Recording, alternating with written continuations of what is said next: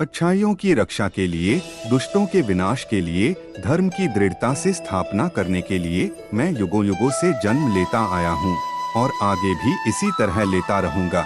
अर्थात जब जब इस धरती पर अधर्म और पाप की महिमा बढ़ जाती है, तब तब भगवान अवतरित हुए हैं। रावण को पापों से मुक्त करने के लिए भगवान श्री राम को इस धरती पर आना पड़ा था। प्रहलाद को हिरण्यकश्यप से बचाने के लिए भगवान को नरसिंह का अवतार लेना पड़ा था। ईश्वर एक हैं, उनके रूप अनेक हैं। भगवान अपने भक्तों के संरक्षण के लिए हर हालत में अवतरित होते हैं। आत्मा को प्रदूषित करने और नरक की तरफ बढ़ने के तीन दरवाजे हैं: वासना, क्रोध और लालच। अर्थात आत्मा वह पवित्र स्थान है जहाँ भगवान का वास होता है। अगर इस आत्मा को वासना, क्रोध जैसे गंदे विचारों से भरते हो तो आत्मा रूपी मंदिर ईश्वर के आशीर्वाद से खाली हो जाता है। जहाँ ईश्वर का वास नहीं होता है वह नरक के समान ही तो है। मनुष्य अपने विश्वासों के परिणाम स्वरूप ही बनता है। जिस तरह से वह यकीन कर लेता है उसी तरह वह बन जाता है। अर्थात अगर आप किसी एक विषय को अपना लक्ष्य बनाकर उस पर सतत चिंतन मंथन करते हैं तो निश्चित ही आप उसको हासिल कर लेते हो। इसके लिए आपको उस विषय को स्वीकार करना होगा, उसको मानना होगा। एक बार जब आप उसमें खो जाएंगे फिर आप वही बन जाएंगे। असली खुशी की कुंजी यही है कि अपने मन से इच्छाओं के बोझ को हल्का कर दो। अर्थात केवल एक, अगर मेरी कोई इच्छा ही नहीं तो मुझे किस बात की चिंता। किसी के पास कुछ होने और मेरे पास न होने का दुख इसलिए होता है क्योंकि मैंने भी उस चीज से दिल लगाया जो मेरे पास नहीं है, और वह मैंने किसी और के पास देखी। जिस दिन मेरी इच्छाएं खत्म हो जाएगी, मेरी सारी चिंताएं खत्म हो जाएगी। कुछ पाने की चाहत आप जितनी अधिक रखते हो आप उतने ही निराश होते हैं। अर्थात अगर कुछ मिल जाए तो खुशी का ठिकाना नहीं, अगर कुछ न मिले तो दुख का पहाड़ टूट पड़ता है।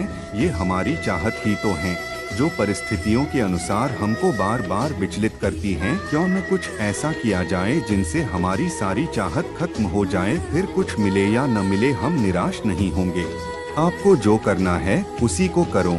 घमंड से मत करो, कामना से मत करो, द्वेष भावना से मत करो, बल्कि प्यार, दया और विनम्रता से करो। अर्थात आपको क्या लगता है आपने जो किया उसका परिणाम वही मिलेगा जो आप सोच रहे हैं। अगर आपने अपने कर्म मार्ग में अहंकार, ईर्ष्या, वासना को शामिल किया है तो आपको प्रतिकूल परिणाम मिलेंगे। अपने कर्मों की गति में प्रेम, करुणा को शामिल करें, आपको अपने हर कर्म का सत्फल मिलेगा। जिसने अपने मन पर विजय प्राप्त कर ली है उसके लिए मन सबसे अच्छा मित्र है, लेकिन जो ऐसा करने में असफल रहा है उसके लिए मन सबसे बड़ा शत्रु है। अर्थात हमारा मन यादृच्छिक रूप से भटकता है, जो देखता है उसी के पीछे भागने लगता है। ऐसा मन कभी आपको जीतने नहीं देगा। अगर जीत मिल भी गई तो एक और नया लक्ष्य बना लेगा, फिर उसके पीछे भागने लगेगा। ऐसे में आपका मन आपका सबसे बड़ा शत्रु बन जाएगा। मन से मित्रता करनी है तो इसकी कमान अपने हाथ में रखो, कभी इसे अपने से दूर मत भागने दो।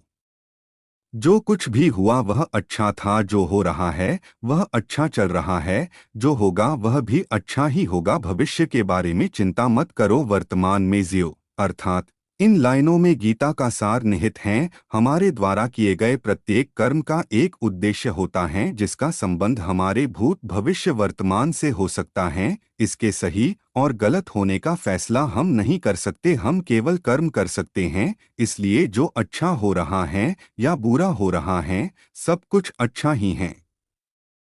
प्रेम के द्वारा ही तुम मुझ पर विजय प्राप्त कर सकते हो, और जहाँ प्रेम है वहाँ मैं आनंद से जीता हुआ हूँ। अर्थात भगवान श्री कृष्ण अपने सुविचार के माध्यम से कहते हैं कि जहाँ पर प्रेम का वास होता है वहाँ उनकी उपस्थिति प्राप्त की जा सकती है। क्लेश, ईर्ष्या, द्वेष में ईश्वर का कोई अंश भी नहीं मिलता है। इसलिए अपने विचारों और वातावरण को प्रेम से भर दो। जब कोई व्यक्ति दूसरों के दुख और सुख के प्रति अपने सुख दुख के भांति व्यवहार करता है तो उसने सर्वोच्च आध्यात्मिक मिलन प्राप्त कर लिया है। अर्थात यह दुनिया मोह बंधन से बंधी हुई है। जो आपका है वह सभी का है, जो सभी का है वह आपका भी हो सकता है। भले ही आप कुछ समय के लिए किसी वस्तु को अपने अधीन कर मालिकाना हक जमा सकते हैं, ये आध्यात्मिक मार्ग नहीं है। इंसान को भौतिक वस्तुओं की बजाय भावनात्मक रूप से लोगों से जुड़ना चाहिए, एक दूसरे के सुख दुख को अपना समझना चाहिए, न कि भौतिक और दैहिक वस्तुओं को। सभी प्रकार के हत्यारों में समय सबसे बड़ा हत्यारा है, क्योंकि समय सब कुछ मार देता है।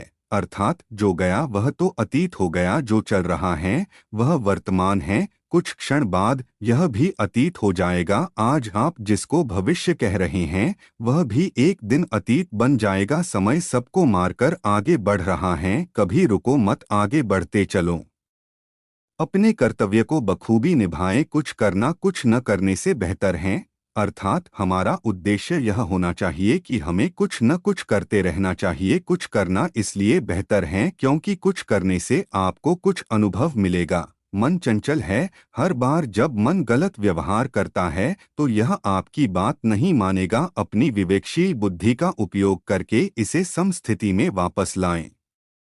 अर्थात आपका मन काबू में हो सकता है और नहीं भी हो सकता है, इसके परिणाम अलग अलग हैं। अगर आपका मन आपकी नहीं सुनता है तो कुछ समय बाद जब वह उल्टा सीधा काम करने के बाद शांत होगा तो आपको बड़ा दुख होगा। अगर आप अपने मन को अपने अनुसार चलाते हैं तो आप वही करेंगे जो आप करना चाहते हैं, फिर इसमें विवाद का कोई विषय नहीं होगा।